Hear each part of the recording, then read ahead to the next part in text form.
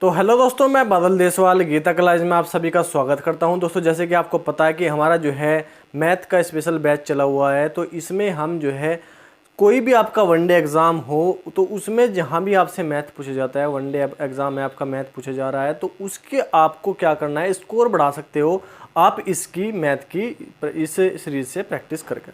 ठीक है, तो ये जो हमारी जो सीरीज चली हुई है इसमें आपको जो है आपने पहले कोई तैयारी कर रखी हो, आपने जो है पहले कंपटीशन का मैथ पढ़ रखा हो, आपने ना पढ़ रखा हो, इस बात से कोई मतलब नहीं है। क्योंकि मैं आपको बिल्कुल बेसिक चीज़ बताऊं जिससे कि आपको क्या होता है कि देखो हार्ड क्वेश्चन भी अगर मैं आपको कराऊं तो उसमें क्या होता है कि गलती की संभावना होती है, लेकिन जो बेसिक चीज़ें हैं वो आपको पता होनी चाहिए। ठीक है, तो बेसिक चीज़ अगर आपको पता है तो आप जो है अपना स्कोर बढ़ा सकते हो। ठीक है, तो उसी प्रकार हमारी जो है सीरीज चली हुई है, तो आप इस सीरीज को देखकर अपना स्कोर जो है इसमें बढ़ा सकते हो मैथ में। ठीक है, तो ये आपका हमारा जो है ये चैप्टर चला हुआ है क्षेत्रफल एरिया।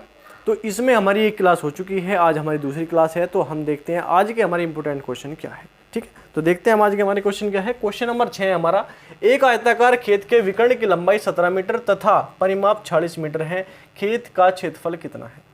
अब आयत का जो हमारा विकर्ण होता है वो क्या होता है, अगर हम जो है विकर्ण की बात अगर हम करें तो क्या होगा, हमारी जो हमारा आधार होता है और जो लंब होता है, आधार का वर्ग प्लस लंब का वर्ग बराबर क्या होता है, विकर्ण का वर्ग।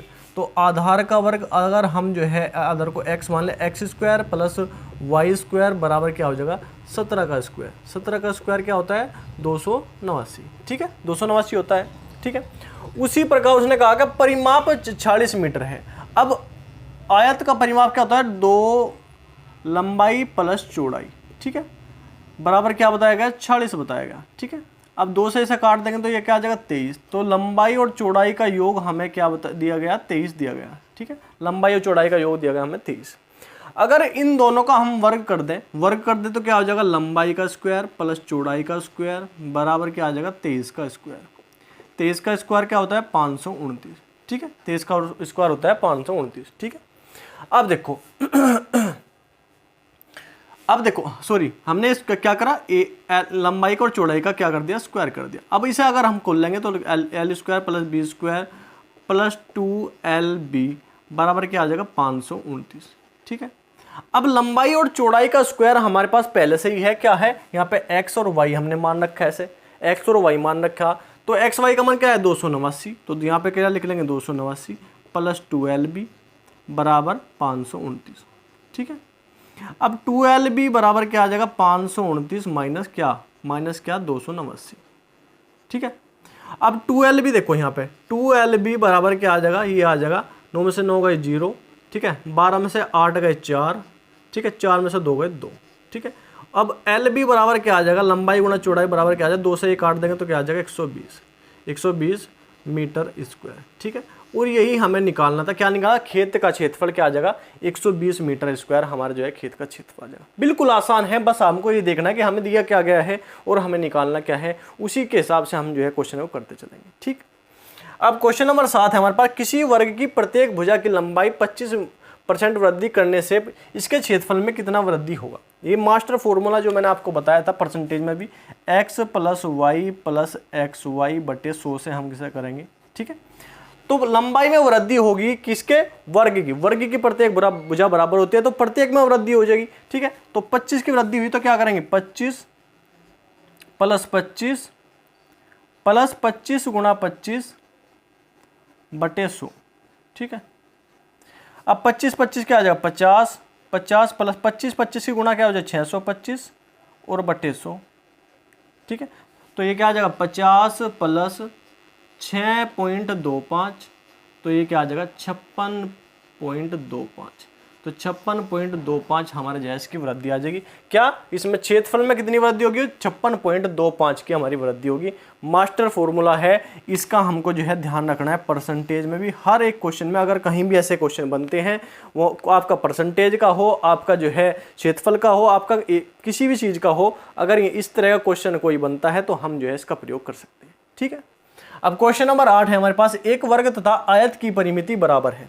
परिमिति बराबर मतलब जो है परिमाप जो है। ठीक है, यदि आयत की लंबाई 48 सेंटीमीटर तथा आयत की चौड़ाई इसकी लंबाई की 1/3 हो तो वर्ग का क्षेत्रफल हमें बताना है। अब देखो वर्ग का जो परिमाप होता है वो क्या होता है 4a, और जो हमारा जो है आयत का जो परिमाप होता है वो 2 लंबाई प्लस चौड़ाई। तो इसने कहा कि ये दोनों क्या है आपस में बराबर है, ठीक है। उसने कहा कि आयत की लंबाई जो लंबाई है तो 2 लंबाई क्या 48 दी गई है प्लस, और चौड़ाई जो है लंबाई का 1/3 मतलब 1/3 दिया गया। तो ये कितना हो जाएगा 4 एकम 4 सॉरी 3 एकम 3 3 छंग 18, तो ये कितनी है 16, ठीक है। और ये किसके बराबर है 4a के, ठीक है।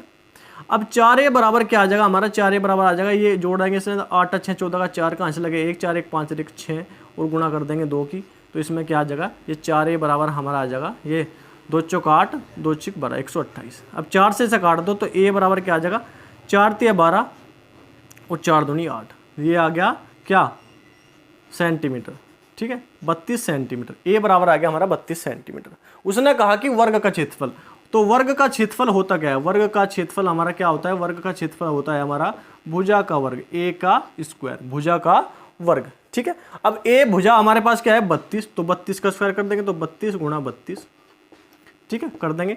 तो 2 दूनी 4 2 तिया 6 3 दूनी 6 3 तिया 9, तो ये क्या आ जाएगा 4 6 6 12 का 2 कहाँ से लगे 1 10, तो ये क्या आ जाएगा हमारा ये आ जाएगा 10 24 सेंटीमीटर स्क्वायर। ये इसका क्या आ जाएगा वर्ग का क्षेत्रफल आ जाएगा। ये हमें निकालना था 10 24 मतलब 1024 सेंटीमीटर स्क्वायर। ये हमारा जो है क्या आ जाएगा वर्ग का क्षेत्रफल आ जाएगा। बिल्कुल सिंपल क्वेश्चन है, बस जो हमें बोला गया है उसी तरह से हमें लेकर चलना है। उसने कहा कि परिमाप बराबर है तो दोनों के परिमाप बराबर रखेंगे, जो हमें वैल्यू दी गई है इसी में जो है हम रख देंगे। हमारा जो है क्या आ जाएगा हमारी भुजा आ जाएगी 32 सेंटीमीटर। जब हमारे पास भुजा एक भुजा हमारे पास है वर्ग की, तो उसका क्षेत्रफल हम निकाल देंगे, क्या करेंगे भुजा का स्क्वायर कर देंगे, वर्ग कर देंगे, ठीक है। तो भुजा का वर्ग करने के बाद क्या आ जाएगा 1024 सेंटीमीटर स्क्वायर हमारा आंसर आ जाएगा, ठीक है। तो ऐसे इस तरह के क्वेश्चन हैं। अगर क्षेत्रफल का आपका जो चैप्टर देख रहे हैं तो इस तरह के क्वेश्चन हैं। हर एक क्वेश्चन जो है अपना फॉर्मूले के ऊपर डिपेंड है, ठीक है। अगर आपके पास जो है फॉर्मूले आपको याद है, आपको फॉर्मूले पता है, तो आप जो है इस चैप्टर को आसानी से कर सकते हो, तो ठीक है। तो लगातार आप प्रैक्टिस करते रहिए। आपका कोई भी एग्जाम है आप जो है बिल्कुल भी आपको टेंशन लेने की जरूरत नहीं है, आपका स्कोर जो है जरूर और जरूर बढ़ेगा, ठीक। आज के लिए इतना ही, कल मिलते हैं नेक्स्ट क्लास में नेक्स्ट क्वेश्चन के साथ। आज के लिए इतना ही, धन्यवाद, जय हिंद।